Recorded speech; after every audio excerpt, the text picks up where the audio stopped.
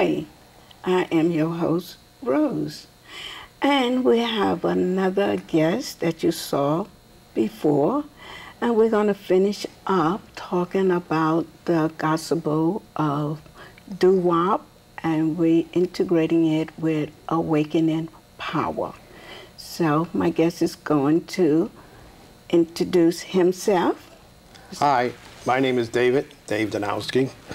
It's a pleasure to be here, Rose. Thank you. Now you want to elaborate on some things that you didn't get a chance to be before. Let's continue. Okay, as I mentioned, it's the gospel of Dop Wop. I found in Dop Wop there's a song for anything and everything under the sun. Nothing was held back. They sang about everything. So the gospel of Dop Wop has a premise, though. It has a premise that you have DNA. Okay. That's divine natural awareness. And it opens up, I'm showing you how this music blends to certain concepts, if you will, or teachings. Okay. So the opening scene, well, a little bit into it, you see a man sleeping and he's dreaming. And then he sees his childhood spirit there. Wow. And he sees chains around this spirit, this thing, because the gospel of Dop Wop is a very simple story. It's about a man, maybe in his 40s or so, who wants to reconnect with that childhood spirit when he embraced life.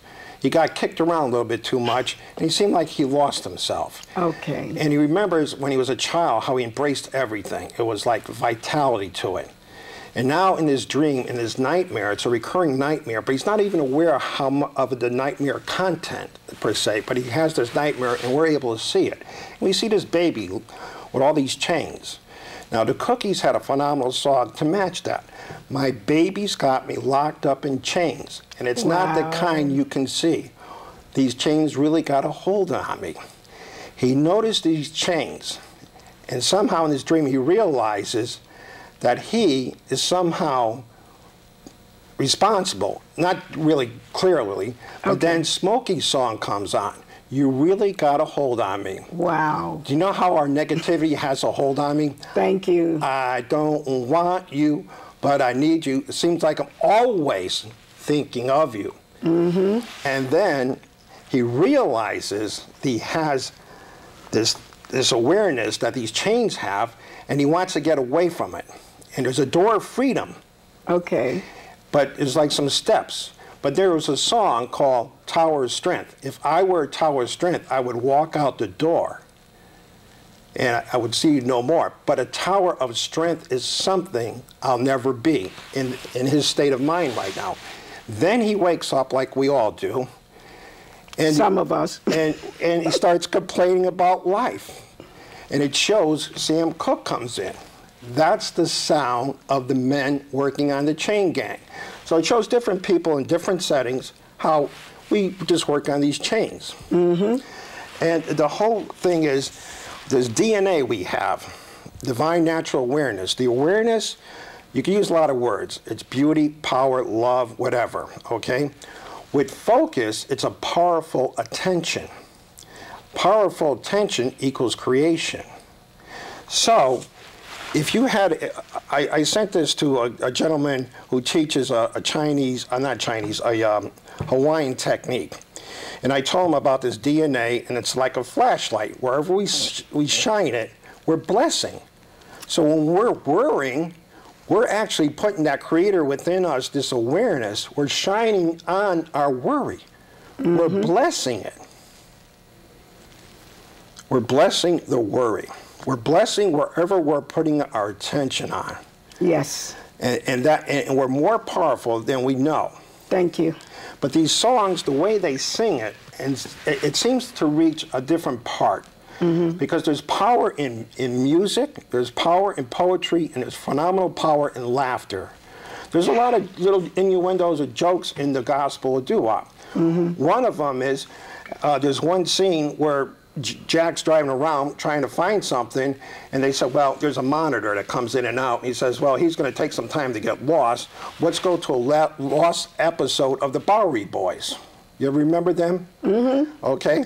And so we have different scenes where we're at the Bowery Boys and, what's his name? the guy in charge, not Muggsy. What was his name? I don't remember. Well, anyway, he's in charge, and he met one of his uncles who teaches at the college. But remember how they really, the language, they badger it? And he's calling a bunch of guys in because he wants to change their image. And he says, I met a metaphysical, my uncle who teaches at the college teaches metaphysical. And somebody said, well, I like to lead Jack line or something like that, but it's metaphysics. Okay. But the other guy that made that funny sound, Satch, he comes walking in with Clarence the Mule. I don't know if you remember a movie with Clarence the Mule. No. And they make her, and Mugg said, well, I see you brought in your cousin. And the Mule says, well, it takes one to know one. They have a discussion there, okay? But here's where a little comedy comes in. The more relaxed we are, the more we were able to see. Sometimes we're intellectually tight. Thank you. And I'm there all the time, too, okay? And so at the counter, there's two twins. Okay. Yin and yang. A boy and girl twin, though. And they're talking about, well, who are these girls? Are the yin and yang? And they says, well, what do? They say they do a lot of things. And when they get together with their dad, they do amazing things. And he says, well, who's the dad? And he says, is Lang. His name is Lang. But when he starts to doodle, things happen. There was a song, Doodle Lang, he's so fine. Sometimes if you laugh when you're rigid at something that you really have high respect and reverence for, if you laugh at it, sometimes it takes away that intellectual barrier, and it's a deeper reverence for it. Yes. And another song was, there's a gentleman there, as it goes on, his name is Charlie. He was a bum. And his wife and child were killed in a car accident around Christmas time. And he had to move to another town because he couldn't take it. He didn't want to be associated with anybody that would remind him of that. And he meets a person in the park and everything, and this person talks about certain things. And it's kind of inspired him. And he went to find something in the library, but he found something else, and that was that book I was mentioning earlier about Washington Carver. He says, if you love something enough, it'll teach you a story. And he said, well, things were happening, and he says, you know, I used to love Santa Claus. So he writes something about Santa Claus that almost changes the whole town. Wow. But when he put the last dot, or the last thought on that page about Santa Claus, he was sitting near somewhere because he was a bum, and some kids were making out, and a song came on. And it gave him confirmation that this song has something powerful in it. It was a confirmation that this, what I put on paper for him is correct. But like truth has a power in it. We see the truth, but do we see it all? A great song by the Temptations, it's growing and growing. Every day it grows a little more. Well, this particular song took on a greater dimension. A greater dimension. Because he was very angry at his creator. Before he was very loving, but he was very mad at him. Exceptionally mad.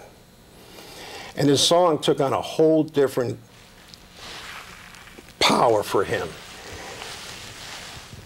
And he's talking to boys about this. He says, first of all, I want you to think of your creator, what good things you think about your creator. And if somebody's hurting right now and they have a beef with their creator, prior to the beef, what were your thoughts of your creator, okay? And the notion is this. I'll set it up. The creator's going to sing this song, but he's going to enter our reality. It's like a child is ready to go outside to catch the bus, and the parent says, you got to wear this raincoat. Wait a minute, it's sunny. Are you nuts? You know, and rather than saying, I'm trying to tell him about meteorology, he just says, look, I'm nuts, take the raincoat, because he knows that it's going to rain that night. Okay. So they're saying, are you nuts? So the creator's going to kind of not honor our situation, but respect it.